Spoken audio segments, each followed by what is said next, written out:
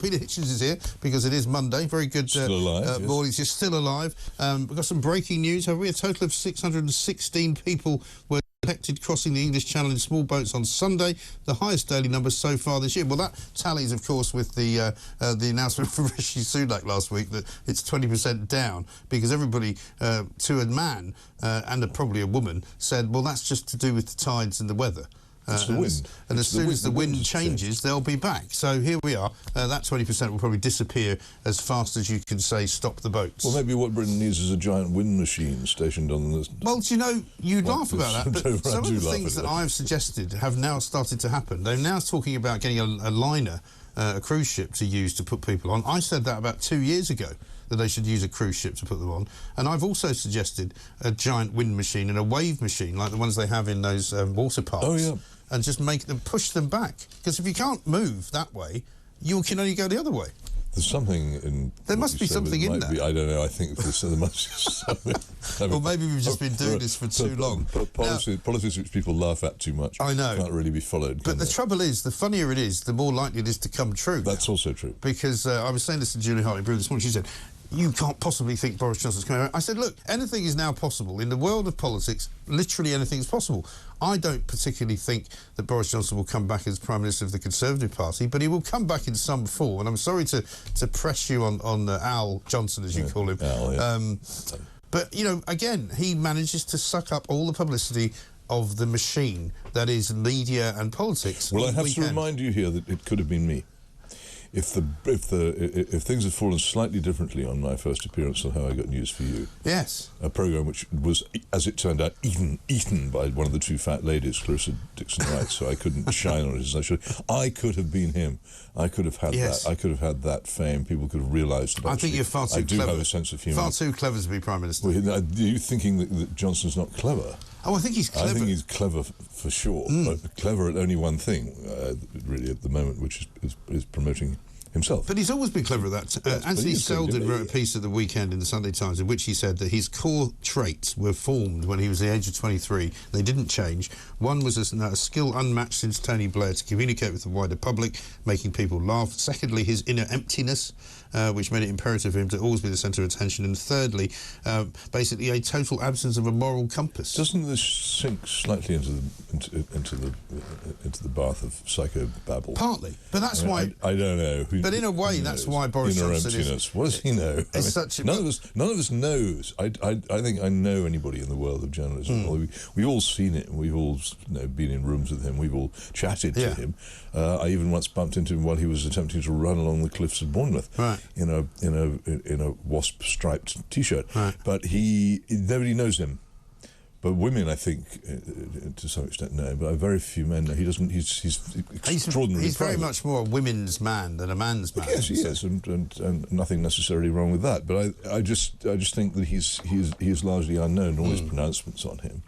But I suppose the Max Hastings, of course, is devastating because what he says about him is this is what he did, this is what he didn't do, this is his record, and he despises him as a politician. Though again, like all this, he says he's a very accomplished journalist, but they are two totally different things. Yes. But as Piers Morgan you're right. He hasn't gone away. He's too big. He's too big as it were, a star. Never to be written out of the national soap opera forever. He's got to come back. But what has? Another matter. Well, that's the thing. But what I find interesting about him is his ability to focus so much attention on himself. You know, because even as he's now resigned as an MP, the papers are full of it, absolutely full of it. It's still one of the main... I mean, it wasn't for Nicola Sturgeon being arrested on Sunday, it would still be the main story. Yeah, but not in a good way. No, but I don't think he cares. More and more people... I think a lot of people did. I always thought it was foolish because his real offence in my book was that he fell for the panic and plunged the country into shutdown for no good reason. But when people found out that while doing that he'd been holding these so-called parties, which appear to be sort of gatherings of people with a couple of cans of Urn Brew and a packet of crisps, but parties is what they're known as. They all got very cross with him because they trusted him. They thought that he believed his own propaganda, of course, like everybody in the elites. He didn't believe it, and when they found that out, I think a lot of the people who used to shout "Hey, Boris" at him in the street because they simply saw him as a cheeky, cheerful, humorous person. And maybe I think they've gone off him in large numbers. And somebody like them, I think, as well. Yeah, but they now realise he's not like them, Right. and I think that has done it. And I think he literally has. I mean, there isn't anyone I can imagine who has fewer principles than he does. He has none. Doesn't appear to have any. What does he set out as his principles? If you read what he actually says about what he believes, he's actually quite a soppy liberal. Yeah. And when he was mayor of London, whatever he may have been before, he became, in political terms, he gathered around him all kinds of more or less Marxist people as his advisors, right. and nobody noticed. Well, the cycling business was begun by Boris. They were Boris bikes. He was the first. But they were actually, surely they can Livingston bikes, really, aren't they? Maybe, but I mean, he was the one that started this whole kind of people think so. People think so, but both he and Ken Livingstone, as far as I know, are responsible for the spreading over the horizon of London huge numbers of tower blocks, which is hardly particularly green or environmental. Not at all. Not at all. But anyway, no doubt we'll still be talking about Boris Johnson. Yeah, we will, but I think for the next several weeks and months. Difficulty is that there's no real politics in it. No. What is the real profound difference between him and anybody else in frontline politics in this country? Yeah. None. They all have pretty much the same ideas. There's no opportunity here for a real, and as indeed as Keir Starmer, for a real re-evaluation, particularly of lunacies like net zero.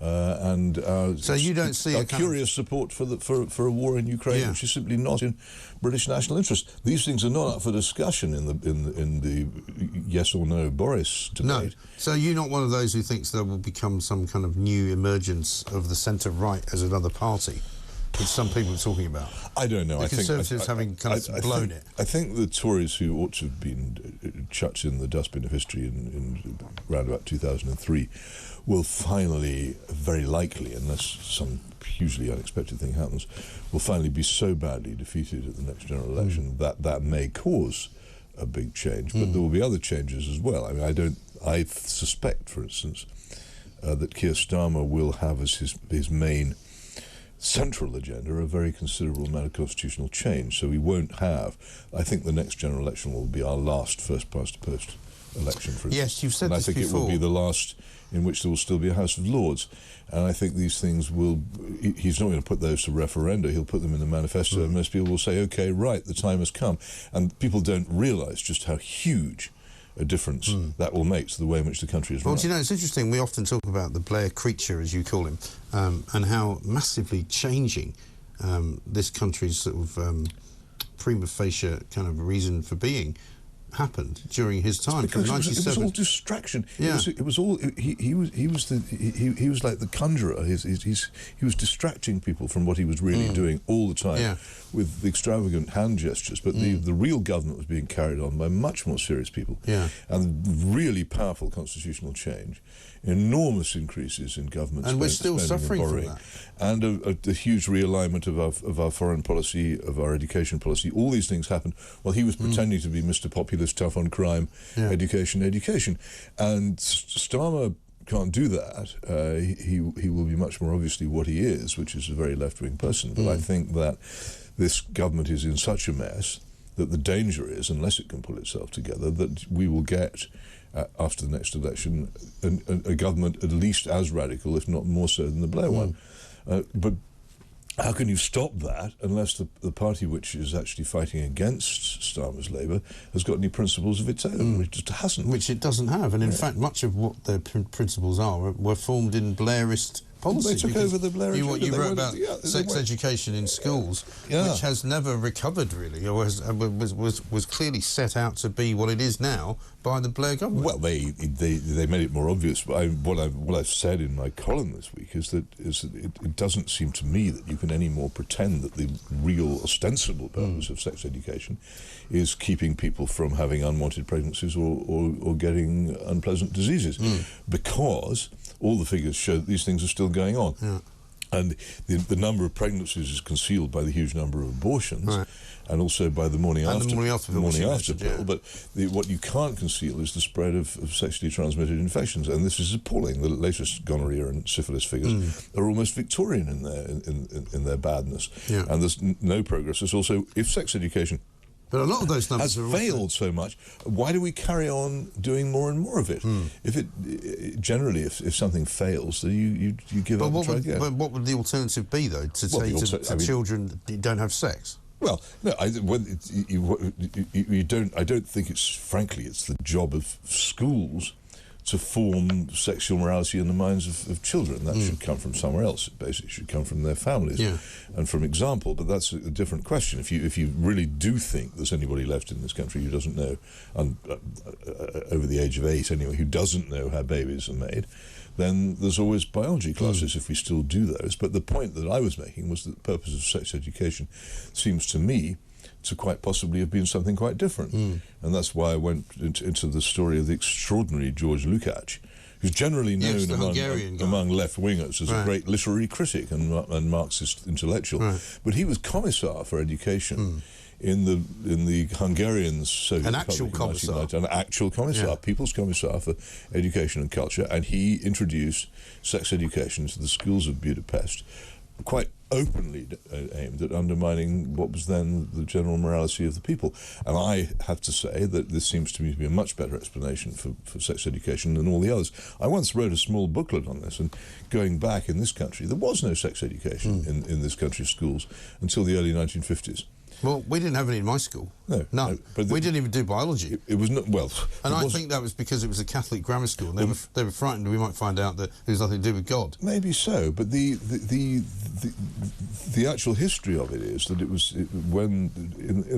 after the Second World War, because of so many marriages being wrecked and because of the obviously, how shall I put it, more relaxed attitude towards sex which happens during wars, there was a very bad patch of illegitimate, as they then called children, and venereal diseases, they then call it. And it was thought that people ought to be educated and in this to avoid these things. And it got going in the Britain of the early 1950s on that pretext. And the more the number of these things grew, the more people said, let's have more sex education. And that's the way it's gone. But don't you think it probably would have gone that way anyway? 70 years of it, and it simply has not worked.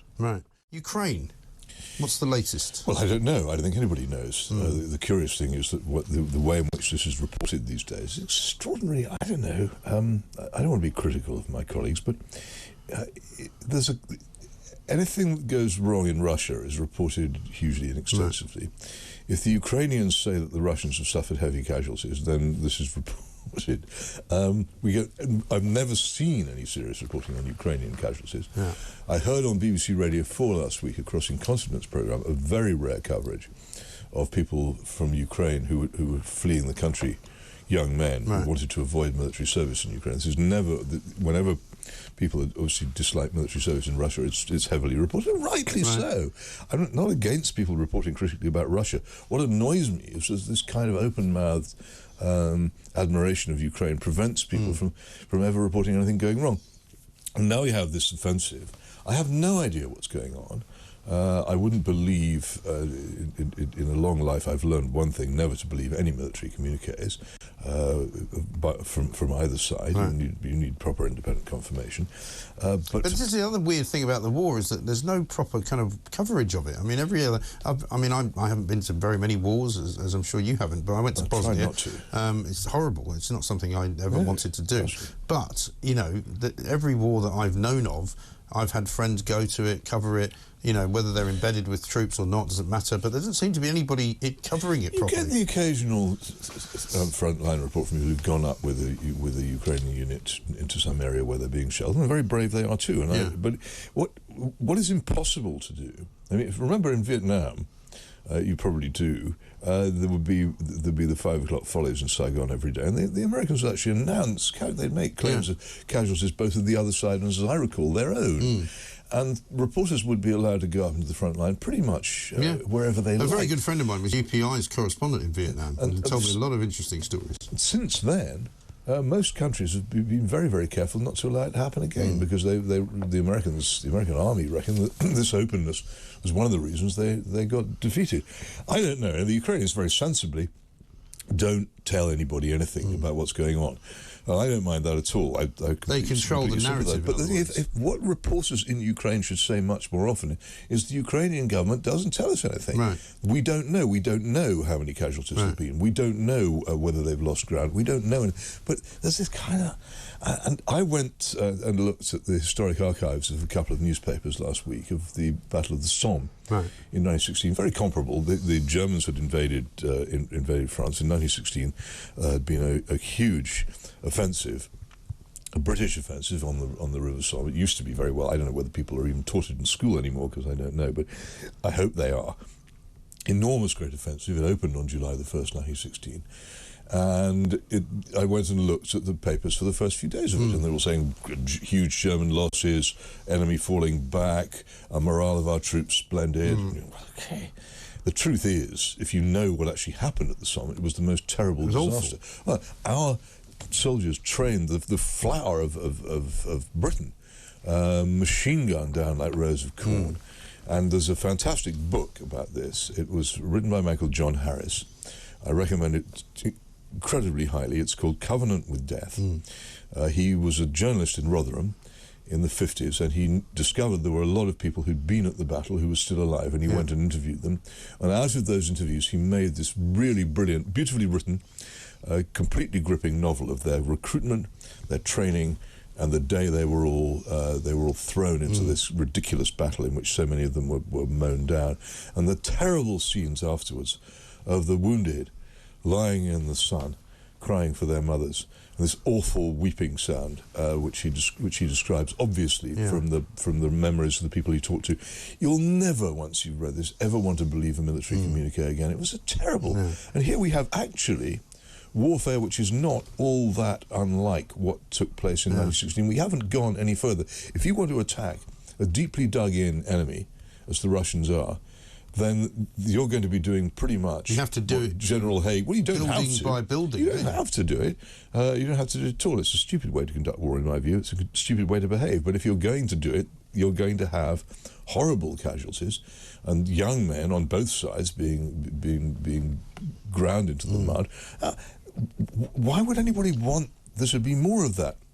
But it's the sort of cold, distant way in which it's reported without any seeming awareness of what it means in human terms, which makes it easier for people to say, oh yes, we must continue this war, we must continue this war, because it doesn't affect them personally. No.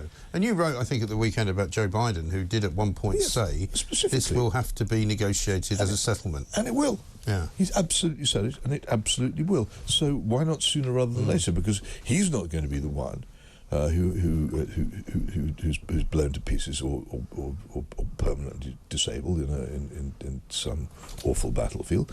The people who decide these things aren't ever.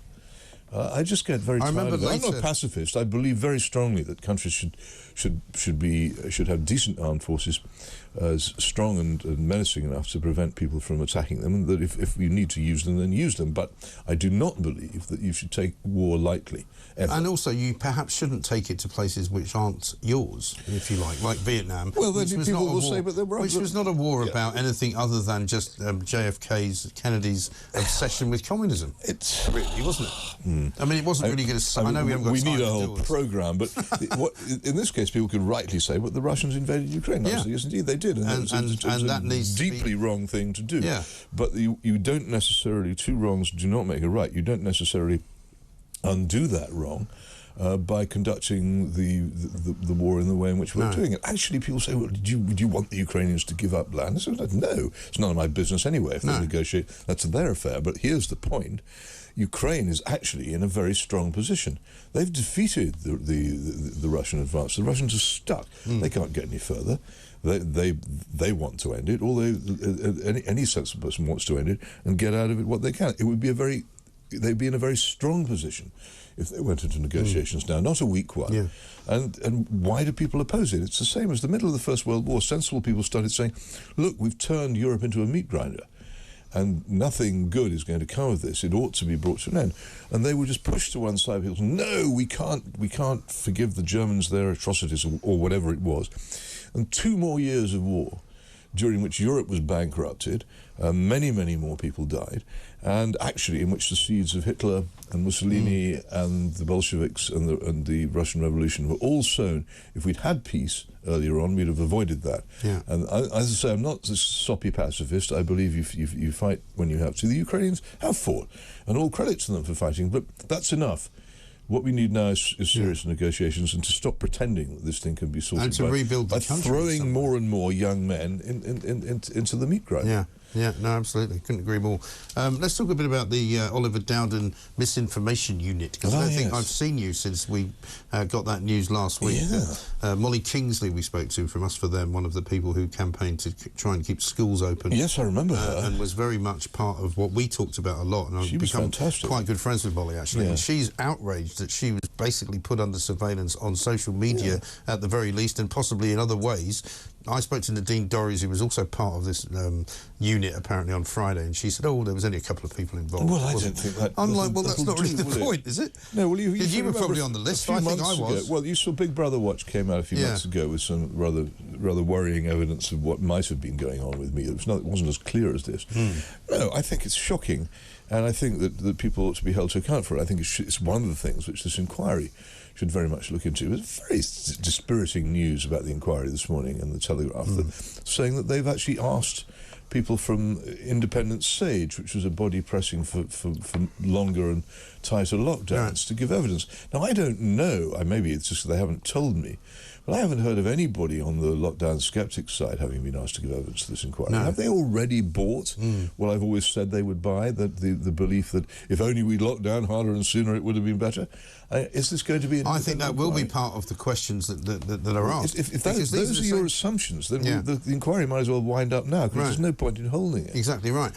Because these were the same people who said that 400,000 people would die, and they got it so far off and wrong that they should never be consulted again about anything. Yeah, sorry. No, this was. I remember quoting, actually, interesting enough, a vet who'd been involved in the foot and mouth on overreaction and which was also Neil Ferguson, wasn't it?